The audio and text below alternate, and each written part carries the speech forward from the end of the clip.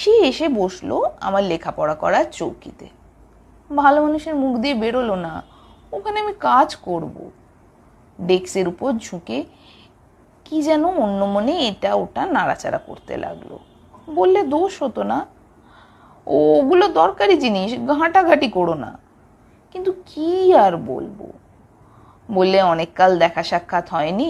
শুরু করলেন, আহা আমাদের স্কুলের সে কি দিন ছিল সুখের। গল্প লাগালে খোঁড়া গোবিন্দময়ের। আর দেখি আস্তে আস্তে সরে যাচ্ছে আমার সোনা বাঁধানো ফাউন্টেন পেনটা চাদরের আড়ালে ওর পকেটের দিকে। বললেই হতো, ভুল করছো, কলমটা তোমার নয়, ওটা আমার।